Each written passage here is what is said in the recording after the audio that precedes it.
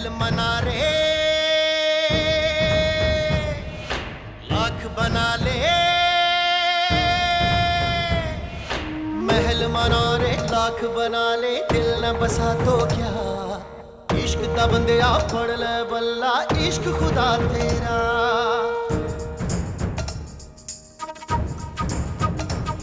पैमाने वफा दस्तारे अना, पैमाने वफा दस्तारे अना, सब कुछ है यही रह जाना, चित बना दे ईद करा दे, यार मिला साया, रांझण मेरा माही मेरा, ढोल मिला साया।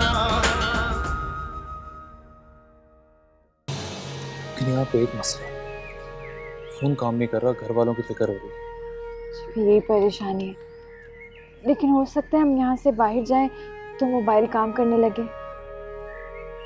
हाँ हो सकता है, लेकिन यहाँ से निकलने से पहले हम उनकी इजाज़त लेनी पड़ेगी। अच्छा बात करो उनसे। वो भी मुराकबे में, वहाँ से फारिग होते हैं तो मैं उनसे बात करता हूँ। लगता है कोई गाड़ी आई है, आपने आवाज सुनी? चलो अंदर चलो।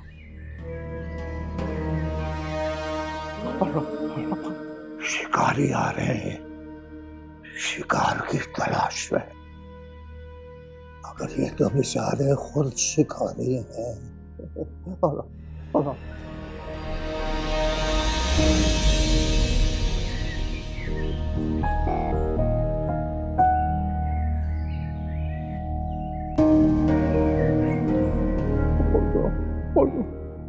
देखो वो लोग यहीं कहीं छुपे होंगे।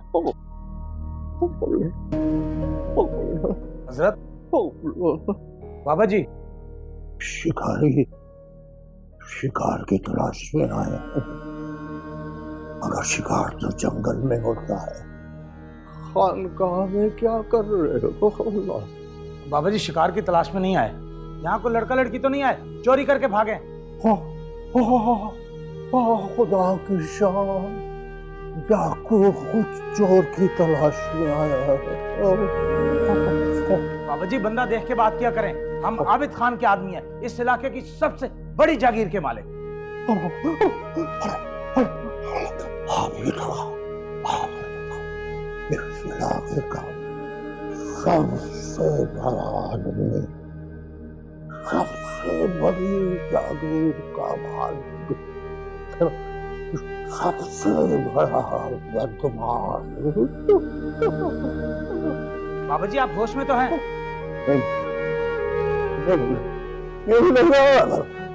उसके हाथ में तो लकीर नहीं। क्या बकवास कर रहे हैं आप? मैंने आपसे पूछा कि यहाँ कोई लड़का लड़की तो नहीं आए थे। ये आस्ताना है, यहाँ कोई मुराद पाने आता है, मुराद पाकर जाता है। कोई तुम्हारी तरह खाली हाथ चला जाता। बाबा जी मुझे सिर्फ इतना बता दें, यहाँ रात को कोई मानूर और अदील नाम के लड़का लड़की तो नहीं आए थे? ये आस्ताना है, आस्ताना है, थाना नहीं है यार। किसी के बारे में पूछा जाए कौन है ये, कौन तुम कौन? मुझे लगता है वो लोग यहाँ नहीं आए, कहीं और चढ़ के तलाश करें। आओ।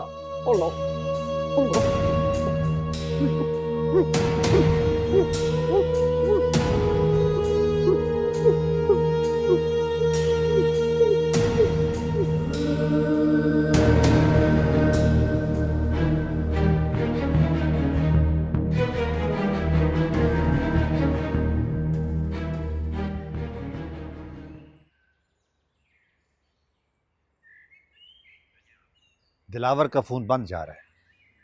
फोन बंद जा रहा है, मगर क्यों? ये भी तो हो सकता ना कि फोन की बैटरी खत्म हो गई हो। अरे तो उसको बैटरी चार्ज करनी चाहिए ना।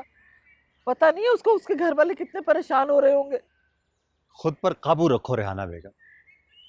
अगर ओखली में सर दिया है तो फिर मूसल से क्यों डर रही हो? अगर हौसला नहीं था तो उसी वक्त उसे वापस भिजवा देती हवेली में उस लड़की को। एक तो मेरा इतना दिल घबरा रहा है, मुझे चक्कर आ रहा है, ऊपर से मुझे इतनी बातें सुना रहे हो तुम।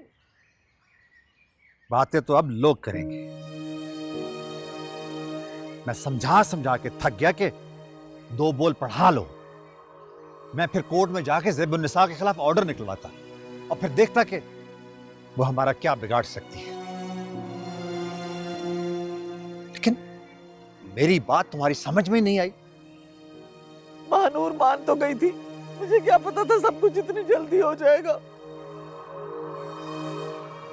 अभी तो शुक्र करो कि रहीम गुल के अंदर नेकी जाग उठी, वरना हम सब बेखबरी में मारे जाते। अब भी ज़ैबुन्निसा के अलावा पुलिस हमारे घर के चक्कर लगा रही हो। मैंने दिलावर भाई को भी फोन किया था, पर उनका नंबर भी बंद है। पता नहीं सब लोग किस हालत में होंगे। या अल्लाह, क्या करूं?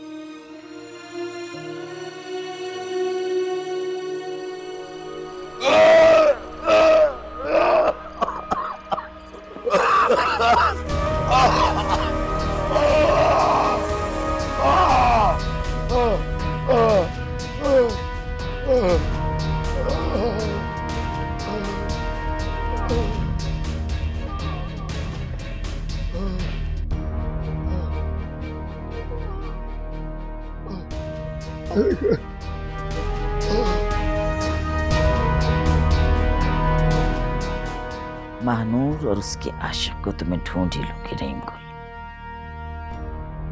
अगर हमारे नमक का कुछ भी असर बाकी है तो खुद पर तरस खाते हुए अब भी मुझे बता दो कि वो दोनों कहाँ गए,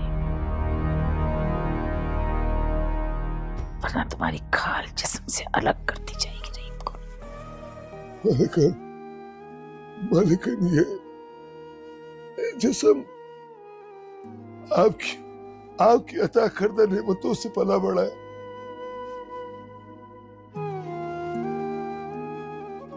आप इसके साथ जो मर्जी सलूक करो, मैं अपने इस खाकी जिस्म को बचाने के लिए अपने ज़मीर और अपनी रूह को कत्ल नहीं कर सकता। अगर मुझे पता भी होता कि छुट्टी मालिकन किधर है तो भी मैं आपको नहीं बताता, क्योंकि मैं छुट्टी मालिकन को आबिद खान जैसे बेड़िए के हवाले वो तो नहीं देख सकता। और बेड़िए भी वो आपकी हड्डियों पर पलते हैं, आपकी दी हुई हड्डियों पर। वो आपको नुकसान पहुंचा रहे हैं। पहले छोटे खान जी को कत्ल कर दिया और अब छुट्टी मालिकन को कत्ल करना चाहते हैं। पता नहीं उनकी आवाज और शैतानी बूट किस किस का लहू पिएगी, कितनी लाशों के बाद उनका दिल ठंडा होगा। इसका मतलब ये हुआ रहीम गुल कि न सिर्फ तुमने उनकी रहनुमाई की बल्कि फरार होने में उनकी मदद भी की, और उस दौरान तुम मुझसे झूठ बोलते रहे। मालिक, मुझे अपनी सफाई में कुछ नहीं कहना, सिर्फ इतना कहूंगा कि मैंने आप दोनों के इरादे से अदील खान को आगाह कर दिया था कि छुट्टी मालिकन को लेकर कहीं दूर चले जाओ, क्योंकि मैं छोटे खान जी और रिपत बेगम की खूनी कहानी को दोबारा होते नहीं देखना चाहता था। खुदा का वास्ता है मालिकन, आपको खुदा का वास्ता, अपने दोस्त दुश्मन को पहचाने। आपके आस्तीनों में जो सांप पल रहे उनको देखें, जो आपके खालिदान को बरसों से डस रहे। ये जिस्म आपका है, आपका। आप इसको चाहो तो बोटी बोटी कर दो, लेकिन खुदा का वास्ता आपको मालिकन, छोटी मालिकन और अदील को जीने दो। छोटी मालिकन और अदील को जीने दो। छोटी मालिकन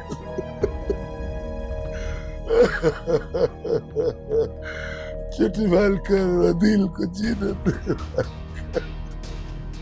उनको जिंदा रहने दे।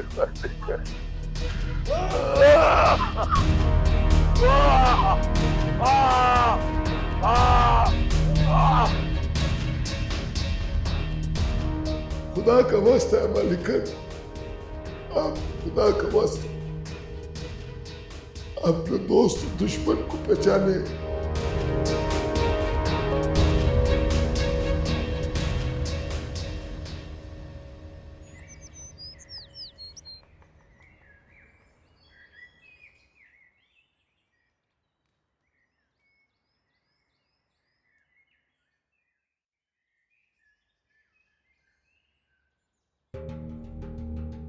शुक्र है खुदा का कि तुम वापस आ गए। कुछ पता चला उन लोगों का? पता चलता तो उनका जनाजा साथ ना लेकर आता। चप्पा चप्पा छान मारा है, कहीं पता नहीं चला उनका। ये भी तो मुमकिन है कि वो दोनों यही कहीं छुपे हुए हो, घर से बाहर ही ना गए हो। जिस बस में वो सवार थे उस बस को मैंने रोक लिया था, लेकिन पैसेंजर्स और ड्राइवर ने बताया कि वो पहले कहीं उतर गए। मुझे तो हैरत होती है इस महानूर पे। दिखने में ये कितनी भोली और मासूम है, लेकिन अंदर से कितनी होशियार थी। इसने अपने चक्कर के बारे में किसी को आज तक नहीं पता चलने दिया। तो अगर पता चल गया तो हम लोगों ने क्या कर लिया? मैं कहता रहा आप लोगों से कि मुन्नज़्ज़ा इस खेल का हिस्सा है। पूछे उससे, रहीम गुल से पूछे, मेरी किसी ने एक भी ना सुनी। तुम्हारी दादी अपने आगे किसी की चलने देती है? वैसे भी जब उनको रहीम गुल की असलियत का पता चला तो उन्होंने बहुत बुरा असर किया उसका। उसकी गर्दन भी उतार दे तो कुछ नहीं होगा। कोई फायदा नहीं अम्मी, अब इस पूरी जागीर का मालिक अदील होगा, मैं नहीं। सर पे बैठ कर राज करेगा वो हमारे। ऐसा कुछ भी नहीं होगा, तुम्हें परेशान होने की जरूरत नहीं है। मैं वो बीजान को बहुत अच्छी तरह जानती हूं। जब उन्होंने अपने बेटे आशिम खान को नहीं बख्शा तो महानूर को बहुत आसानी से बख्श देगी क्या? तुम फिक्र मत करो, तुम्हारे बाबा ने हर तरफ अपने आदमी फैलाए हुए। जैसे ही उनका कुछ पता चलेगा वो सबसे पहले हमें आकर बताएंगे। तुम जाके मुंह हाथ धो लो, मैं खाना लगवाती हूं। मुझे खाना नहीं खाना, आराम करना है। क्या मतलब? कहाँ गए हैं वो लोग? लापता है। हत्ता कि पूरा गांव कुछ बताने को तैयार नहीं है। अदील और उसकी फैमिली रातों रात गायब हो गई है। लेकिन अदील के दोस्त होंगे, उनसे भी तो कुछ पता किया जा सकता है। अदील का एक दोस्त था दिलावर, उसका पता करवाया था, लेकिन उसके घर पे भी ताला लगा हुआ। इसका मतलब है? सही सोच रही हैं आप। मेरा भी शक यकीन में बदलता जा रहा है। तो महानूर अदील के साथ है? बज़ाहिर तो यही लगता है। और ज़ेबुन्निसा के अताब से बचने के लिए अदील और उसकी फैमिली रूपोश हो गए। और वो दोनों? अब तक तो शहर से कहीं दूर जा चुके होंगे, क्योंकि शहर में रहना उनके लिए खतरे से बाहर नहीं है। Excuse me. हेलो। हाँ कैसा? क्या आग लगा दी? किसने? ठीक है तुम ठहरो, मैं आ रहा हूं। हाँ वही ठहरो। खैरियत है? किसी ने अदील के घर को आग लगा दी है, मुझे जाना होगा। Are you serious?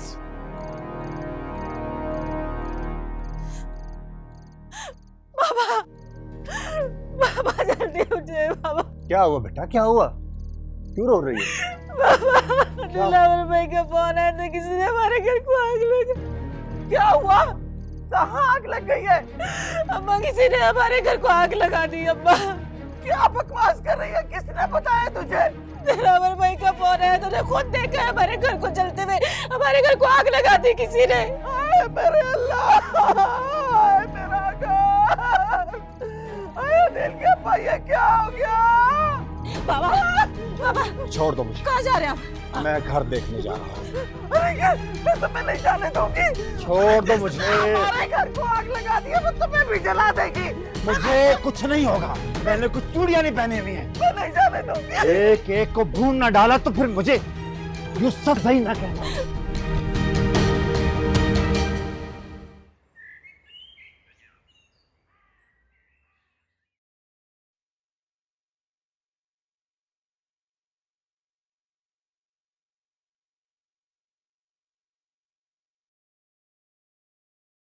शिकारी घूम रहे हैं शिकार के इंतजार में। दरिंदों से बचना है तो इंतजार करो। इंतजार? किसका इंतजार? रहमत का। शायद आज तुम पर रहमत हो जाए, करम हो जाए।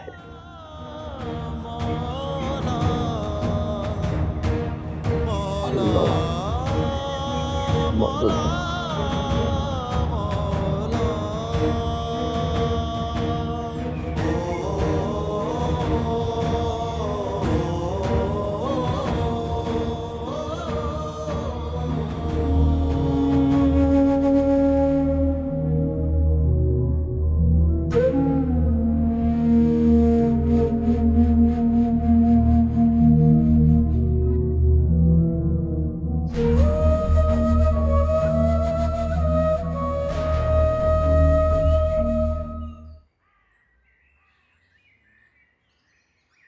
मुझे तेरा ही इंतजार था बिटिया रानी।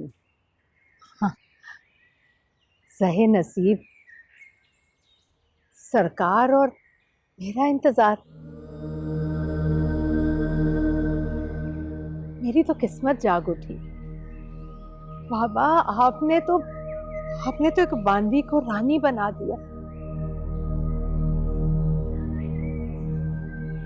अब इस बांदी का आखिर सा नजराना कबूल कर लें बाबा। जानती ही बिटिया रानी, मैंने अपनी जिंदगी में कभी किसी का नजराना कबूल नहीं किया। मैं भी बरसों से हमेशा नजराना पेश करती आई कि शायद कभी मेरी किस्मत खुल जाए। अल्लाह अल्लाह, तो फिर ठीक है। आज पहली और आखिरी बार मैं तेरा नजराना कबूल करता हूँ।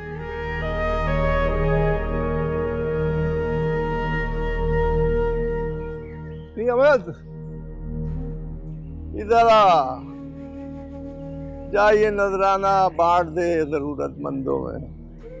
बड़ी मेहरबानी बाबा, बाबा बड़ी मेहरबानी। आज का दिन तो मेरे लिए ईद का दिन है। आपने अपनी खुशी से मेरा नजराना कबूल कर लिया बाबा।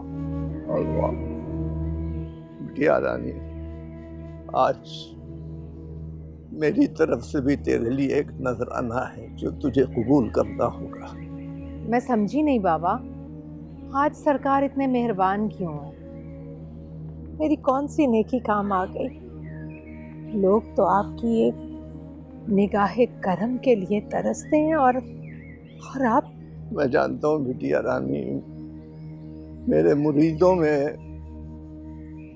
मफाद परस्त कौन है और अपने लालच के तहत मुझसे कौन मिलता है।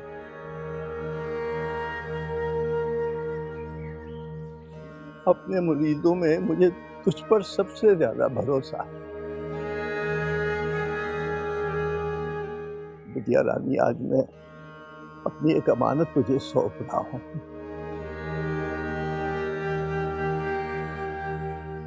और मुझे उम्मीद है तू उसकी हिफाजत करेगी। पापा, मेरे लिए तो ये बहुत फख्र की बात।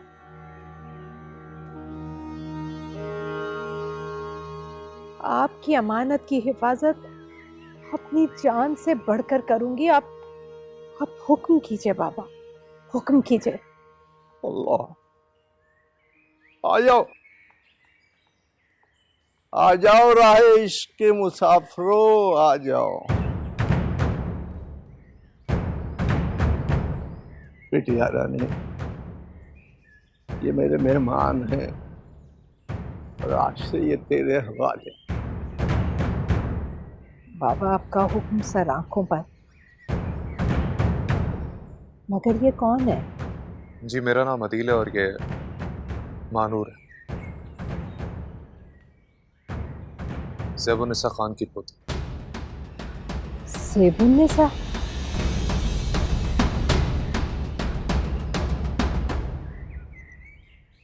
रियासत मुजफ्फर खान की मालकिन? जी, लेकिन अब मैं वो रियासत छोड़ चुकी हूँ। मेरा उनसे कोई रिश्ता नहीं है।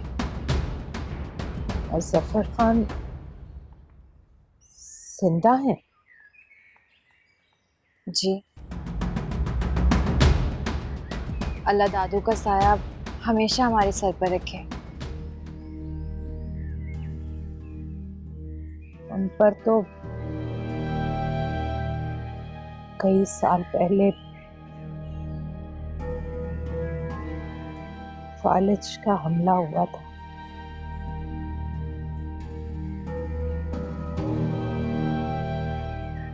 और इसी वजह से उन्होंने अपनी सारी जिंदगी व्हीलचेयर पर गुजार दी। लेकिन आप दादू को कैसे जानती हैं? हम उस इलाके के तमाम रऊसा, तमाम शुरफा को जानते हैं, माजी के भी और हाल के। बिटिया रानी, इन्हें ले जा बेटा, वो भेड़िए इनकी तलाश में, ले जा। जाओ, अल्लाह सलामत रखे। जा बिटिया रानी, ले जा, जीती रहो, जीती रहो। खुदा हाफिज़ पापा। अल्लाह करम।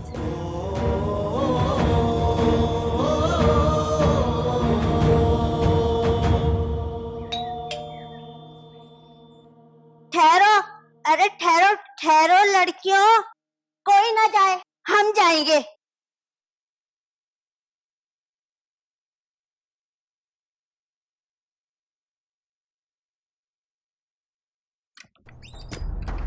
आए हम सबके जाएं, वारी जाएं। चलो अपने कमरे में जाओ, मेहमान आए। बैठो, आओ। आए, ये कोहिनूर कहाँ से मिल गया?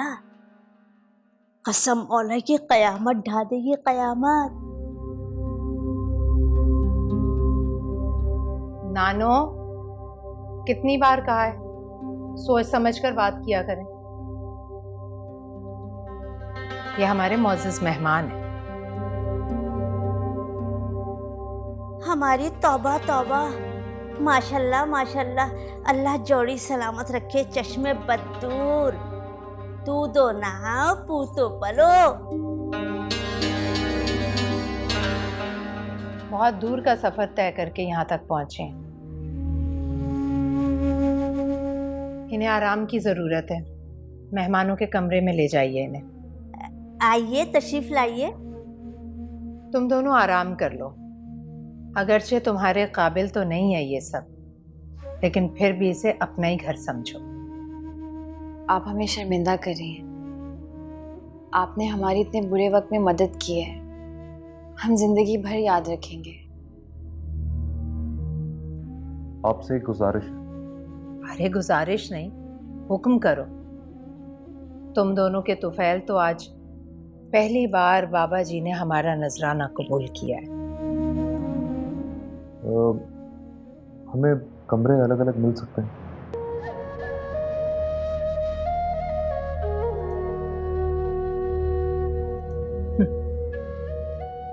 खानदानी लोगों की यही निशानी होती है। नानो, इन्हें अलग अलग कमरे दे दीजिए। क्यों, दोनों में झगड़ा है क्या? नानो, जितना कहा जाए बस उतना ही किया करें। जी तानिया बेगम, आइए आइए, तशरीफ लाइए। आए आए।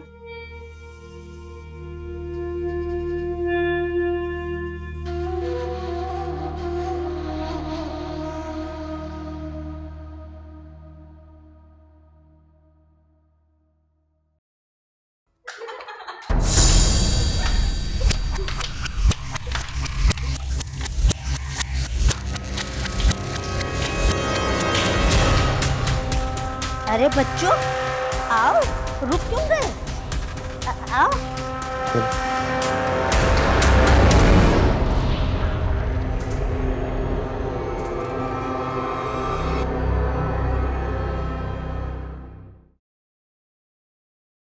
आप बगैर इजाजत अंदर कैसे आ गए? मुझे बात करने दें। एक मिनट कैसर, एक मिनट। क्या बात है? ये कैसी अंधेर नगरी और चौपट राज है एसपी साहब? तमीज से बात करें।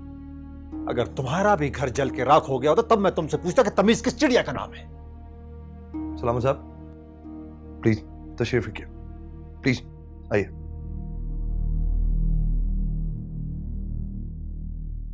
देखिए, मुझे आपके घर के जलने का बहुत अफसोस है। और मुझे आप पे अफसोस है। सुना था कि बहुत अरसे बाद कोई मर्द एसपी यहां पे आया है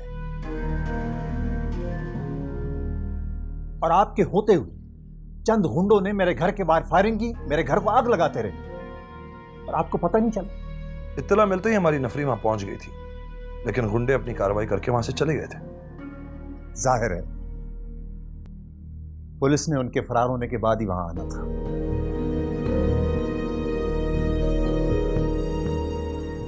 कितने पैसे लिए थे ज़ैबुन्निसा से?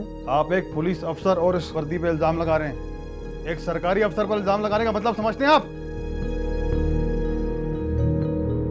सलाम साहब, मुझे लगता है कि आप जज्बाती हो गए। पुलिस के पास कोई अलादीन का चिराग नहीं है जिसे रगड़ते ही वो वहां पहुंच जाए।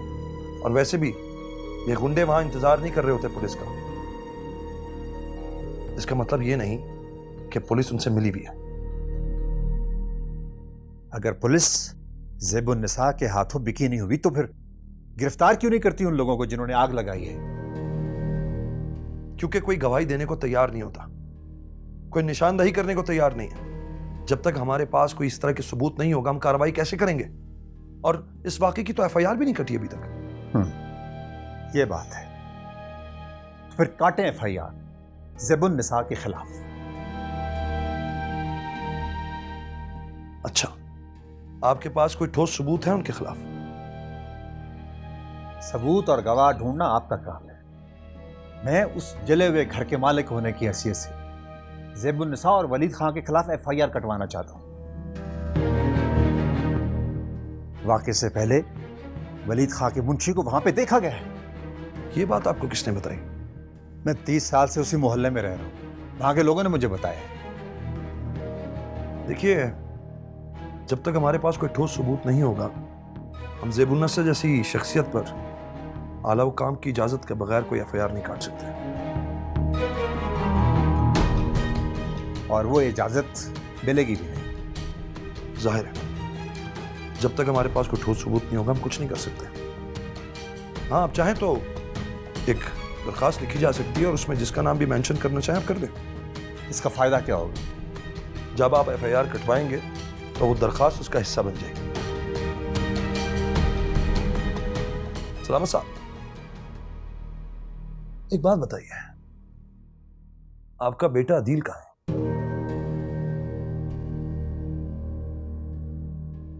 मुझे नहीं पता, हो सकता है वो ज़ैबुन्निसा के शर से बचने के लिए कहीं रूपोश हो गया। मानूर उसके साथ ही है ना? जी, मानूर उसी के साथ है।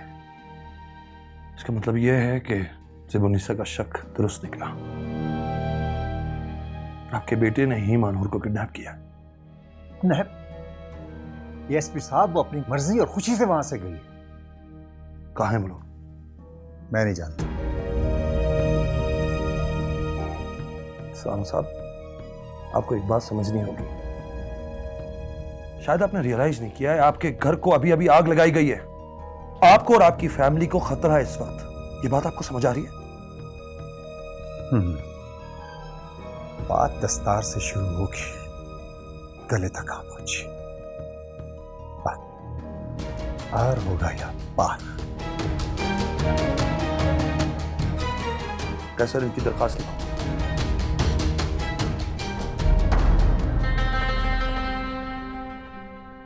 बहुत देर कर दी दोनों ने, चाय ठंडी हो रही है। गश पड़े सो रहे थे दोनों, लगता है बरसों के जागे हुए हैं। ए लो, आ गए दोनों। माफ कीजिएगा, आपको काफी इंतजार करना पड़ा। हम बहुत थके हुए थे। अंदाजा है हमें, कोई बात नहीं, तशरीफ रखिए। शुक्रिया। चाय निकालिए नानू। नींद अच्छी आई आप लोगों को? जी। इश्क के अलावा और क्या करते हो तुम? करने की कोशिश की थी, लेकिन पहली सीढ़ी पे ही सांप ने डस लिया। पहले लोग रिश्वत लेते हुए पकड़े जाते थे, अब रिश्वत ना लेने पर नौकरी से हाथ धोने पड़ते हैं। तो क्या जरूरत पड़ी है ईमानदारी की? जैसे सब करते हैं वैसे करते रहो। बस यही तो मसला है, नहीं होता। माँ बाप ने हलाल रिस्क खिलाया, हराम हजम नहीं होता।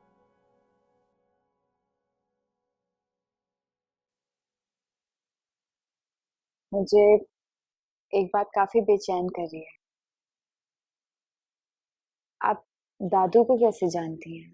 जिंद बना दे, दीद करा दे यार मिला तुम्हारे दादू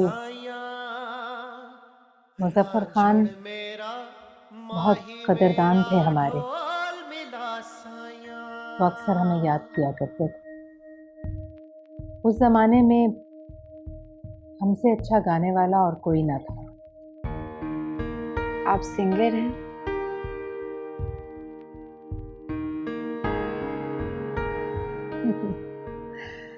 अरे भाई, सिंगर तो बड़े लोग होते हैं, हम तो दिहाड़ीदार मजदूर। आपने मुश्किल वक्त में हमारी बहुत मदद की, हम आपका एहसान जिंदगी भर नहीं भूलेंगे। एहसान कैसा? तुम लोगों की वजह से पहली बार बाबा ने हमें कोई काम कहा था। तुम लोगों के तुफैल हमें बाबा की खिदमत का मौका मिला, ये तो हमारी खुशकिस्मती है।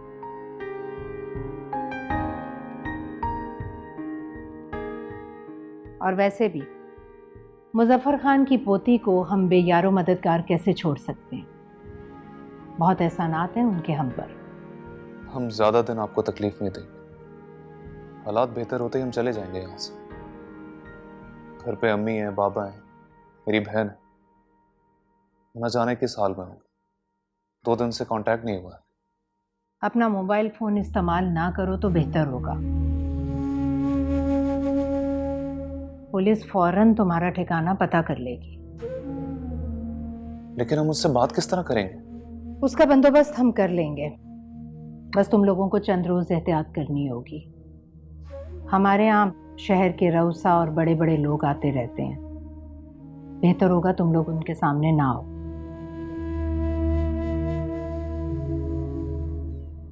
सूरज ढलने के बाद खास तौर पर एहतियात करनी होगी, वरना बात फैलने का खदशा है। जी। चाय बेहतर।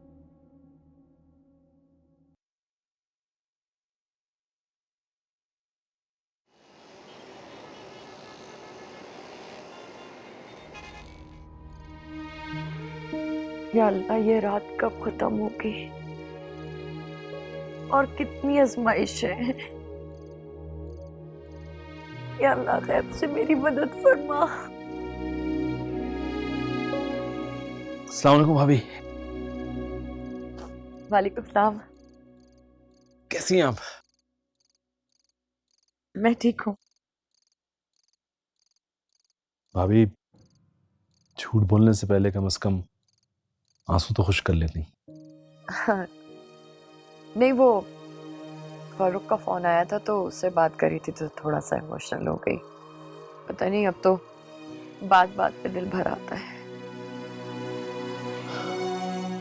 भाभी, मैं बहुत शर्मिंदा हूं कि मुझे आपको अकेला छोड़ के जाना पड़ा। लेकिन एनीवे, ये बताइए कि केस में कुछ पेशरफ्त हुई? हुमायूं ने कुछ किया या बात वहीं अटकी हुई है? हुमायूं साहब ने तो मेरा बहुत साथ दिया,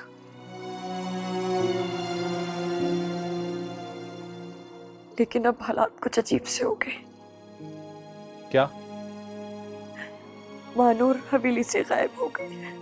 क्या? कहाँ चली गई वो? एक सेकंड। हेलो मैडम, आपका शक दुरुस्त निकला। महानूर अदील के साथ ही गई है। ये आप कैसे कंफर्म कर सकते हैं? अदील का वालिद आया था, सलामत अली। वो अपने घर के जलने की रिपोर्ट लिखवाने के लिए आया था, उस वक्त बताया उसने। हाँ, तो इस वक्त महानूर कहाँ है? सलामत अली का कहना है कि वो नहीं जानता कि वो दोनों कहाँ गए। नहीं, वो झूठ बोल रहा है, आप उससे पता करें। अगर उसने झूठ बोलना ही था तो वो ये क्यों कहता कि महानूर अदील के साथ है? तो अब हमें क्या करना चाहिए? मैं बाद में बात करता हूँ आपसे। खान साहब आइए, तशरीफ रखिए। नहीं, मैं तशरीफ रखने नहीं आया। सलामत अली आया था तुम्हारे पास। सलामत अली वही शख्स ना जिसके घर को आपके लोगों ने आग लगा दी? बिल्कुल आया था। अपनी औकात में रहो एसपी। इल्जाम लगाने से पहले एक लम्हे के लिए सोच लो कि इल्जाम किस पे लगा रहे हो। वलीद खान पे।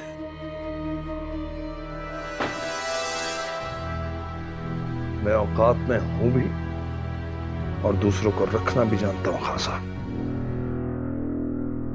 हाँ, वो सलामत अली आया था और आपके खिलाफ दरखास्त भी लिख कर गया है। वो आया था और तूने इसे गिरफ्तार नहीं किया, क्यों? किस जुर्म में गिरफ्तार करता? हाँ, आप लोगों ने तो कोई एफआईआर नहीं कटवाई उसके खिलाफ, ना कोई शिकायत थी। उल्टा उस मजलूम इंसान के घर को जला दिया। आप चाहते मैं उसे हवालात में डाल दूं? किस जुर्म में? वो बेगुनाह नहीं है, उसने अपने बेटे के साथ मिलकर महानूर को अगवा किया। अच्छा, लेकिन एफआईआर तो आप लोगों ने रिफत बेगम की कटवाई थी ना, जो आजकल जमानत पर बाहर है। वो औरत उसके साथ शामिल है एसपी। और ये भी मिला हुआ है बाबा, धोखा दे रही है एसपी हमें। मिस्टर, ये तुम्हारी कोई जागीर नहीं है जहां तुम इतनी ऊंची आवाज में बात करो, समझे तुम? और ना ही मैं तुम्हारा कोई हारी या मजारा हूं, लिहाजा अपनी आवाज नीचे कर, समझा? क्या कर लेगा? क्या कर लेगा? अरे तुझ जैसे एसपी हमारे टुकड़ों में पलते। ये औहदे, ये फूल 2 मिनट में उतरवा सकते हैं हम। आइंदा ही हरकत की ना तो इस हाथ से रोटी खाने को तरसेगा तू, समझा?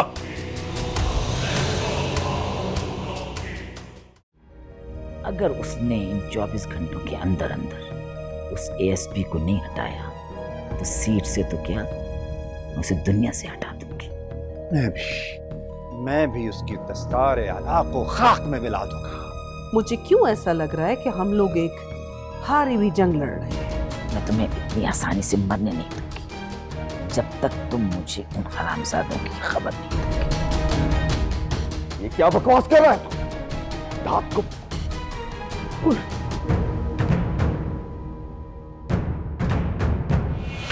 महल मनारे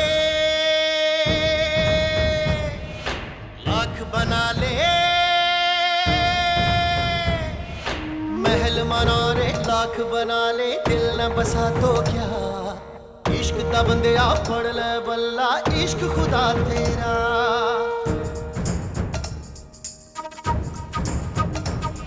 पैमाने वफा दस्तारे अना, पैमाने वफा दस्तारे अना, सब कुछ है यही रह जाना। जिंद बना दे, जीद करा दे,